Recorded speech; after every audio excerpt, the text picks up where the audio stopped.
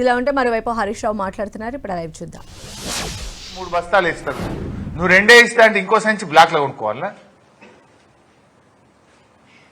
అంటే ఈ రకంగా ఇవాళ యూరియా సరఫరాలో కూడా ఈ ప్రభుత్వం దారుణాతి దారుణంగా ఫెయిల్ అయిపోయింది. పోలీస్ స్టేషన్లలో పెట్టి అమ్ముడు, యాప్లు పెట్టుడు. యూరియా ఇవ్వమంటే రైతులను పోలీస్ స్టేషన్లో పెట్టి చిత్రవదలు పెడుతున్నారు, అక్రమ కేసులు పెడుతున్నారు, పెద్ద పెద్ద లైన్లలో చెప్పులు లైన్లో పెట్టిస్తున్నారు. బాయికాడ వ్యవసాయం చేయమంటారా? యూరియా సంచుల కోసం లైన్లో నిలబడమంటారా?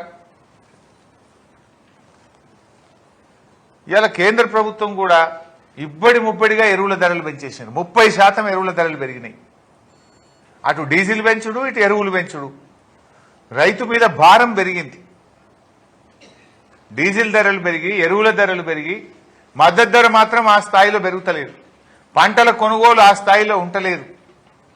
రైతుల జీవితాల్ని ఎలా కేంద్ర రాష్ట్ర ప్రభుత్వాలు ఆ చెలగాటమాడుతున్నాయి జీవితాలతో. ఇలా యూరియా సరఫరాలో ఈ ప్రభుత్వం పూర్తిగా ఫెయిల్ అయిపోయింది.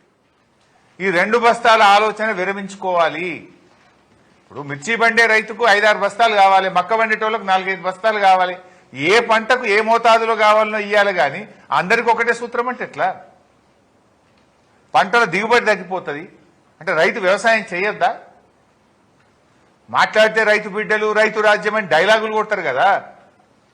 మరి నిజంగా సోయిన్నోడైతే కనీసం కొద్దిగానన్నా రైతు మీద మమకారం ఉంటే, ప్రేమ ఉంటే, రైతు అవసరాన్ని మీరు గుర్తించాలి కదా. అందరికీ ఒకటే, సాగుకు ఒకటే మంత్రం, పెళ్లికి ఒకటే మంత్రం అన్నట్టు అన్ని పంటలకు 2 బస్తాలంటే ఎట్లయితుంది? ఆ ఇచ్చే 2 సంచులకు 2 సార్లు పోవాలన్నట. దానికి యాప్ పేరు మీద కొంత సమయం పోతే, ఒకరు పోయి తెచ్చుకోవాలంటే ఆటో కిరాయి, మనిషి ఒకరోజు పని ఖరాబు, మళ్ళా నెలకు పోతే మళ్ళొక్క సంచి. ఏం కోసం పెట్టుడిది? నిన్న బోనస్ కూడా మంగళం పాడినరు. ఇప్పుడు ఏం చెప్పిండ్రు? మొదలేమో అన్ని పంటలకు బోనస్, ఆడికెళ్ళి వడ్లకు బోనస్ అన్నారు, ఆడికెళ్ళి సన్నాలకే బోనస్ అన్నారు, ఆడికెళ్ళి సన్నాల్లో 33 రకాలకే అన్నారు. ఇక నిన్న సాగు కబురు సల్లగా చెప్పారు, ఇక 33 కాదు 7 రకాలు అన్నారు. ఆయన తెగబెట్టినట్టే కదా. ఇక ఈ 7 ఎకరాల్లో ఈ 7 రకాల్లో కూడా ఎన్ని కథలు, కొన్ని వెరైటీలు ఉన్నాయి. బీపీటీ 520 అని రాసిండ్రు. ఇది ఎప్పుడో ఏజ్ హోల్డ్ సీడ్. ఇది దానికి విపరీతమైన చీడపీడ. 150-160 రోజుల పంట. అది ఒక నెల రోజులు ఎక్కువ కావాలి దానికి. దిగుబడి కూడా 20 క్వింటాలే వస్తుంది. అది ఇప్పుడు వేరే వాటిలో 30-35 క్వింటాల్లో వస్తాయి, 20 క్వింటాలే వచ్చి. మరి నువ్వు నీ బోనస్ కంటే ఎక్కువ లాస్ అయిపోయాయి. నువ్వు ఇచ్చేది ఏమున్నది అంటే ఏదో తిట్టని పోరా అన్నట్టున్నది కథనిది. అంటే ఈ బోనస్ విషయంలో కూడా 33 రకాల నుంచి ఎందుకు 7 రకాలకు తగ్గించిండ్రు? ఇది నోటితో నవ్వి నొసటితో ఎక్కించినట్టుంది. అంటే సన్నాలకు బోనస్ ఇప్పుడు పోయిన యాసంగి 1200 కోట్ల బోనస్ ఎగబెట్టినావు. ఈ యాసంగిలో సన్నాలకు 800 కోట్ల బోనస్ ఎగబెట్టినావు. 2 పంటల కంటివి 1 పంటకే చేస్తేవి. 33 రకాలంటివి ఇప్పుడు 7 రకాలకే చేస్తేవి. ఆ 7 రకాలకు కూడా విత్తనాలు ఉన్నాయా మార్కెట్లో? నువ్వు చెప్పింది నిన్న చెప్పినావు. ఆల్రెడీ 15 రోజుల కిందనే నార్లు పోసింది. రోహిన్ కార్తీలే నార్లు పోస్తారు. నేను నమ్మి, నీ ప్రభుత్వాన్ని నమ్మి 33 రకాల వెరైటీలను ఎవరికి దొరికింది వాళ్ళు తెచ్చి నార్లు పోసింది. ఇప్పుడు వాళ్ళు ఏం కావాలి? మొదలు చెప్పాలి కదా. నువ్వు నార్లు పోయకముందు సగం మంది రైతులు వేరే రకం తెచ్చి నార్లు పోసింది. ఇప్పుడు వాళ్ళ పరిస్థితి ఏంది? సమాధానం చెప్పండి. అంటే పూర్తి బాధ్యత రహిత్యంగా మీరు పనిచేస్తున్నారు.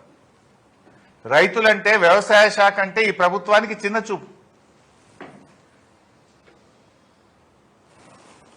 ఇక రైతు బంధు, అరే ఈయనిచ్చే రైతు బంధుకి ఇక ఎకరానికో మీటింగ్. ఇక అదే కేసీఆర్ ఉన్నప్పుడు ఎన్నడూ ఒక్క మీటింగ్ పెట్టలేదు.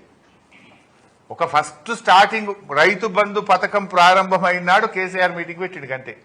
అది హుజురాబాద్లో 11 విడతల్లో 74,000 కోట్లు ఇచ్చింది కేసీఆర్. ఈయన ఎకరంకి ఒక మీటింగ్ పెట్టాడు.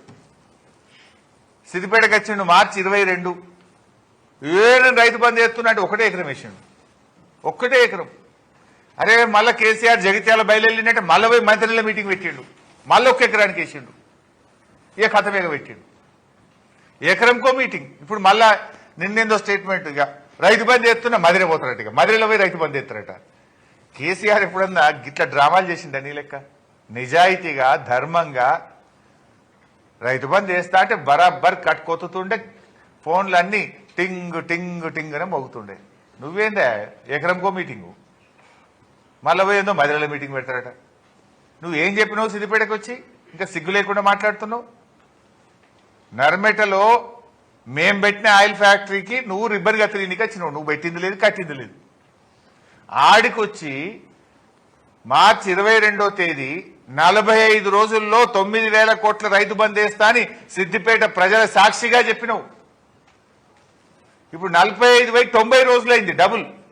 ఇక ఎల్లుండి అయితే 22 తారీఖు 90 రోజులైనా నువ్వు చెప్పిన రైతు బంధు 9,000 కోట్లు వాళ్ళే గదే 2 ఎకరాలు పడ్డది. ఇప్పుడు ఈ యాసంగి ఎగబెట్టినావు మళ్ళా వానకాలం మదిరిపోతా మీటింగ్ పెట్టా అంటే ప్రజలు అమాయకులు అనుకుంటున్నావా? కొద్దిగానే సిగ్గులేదా నీకు?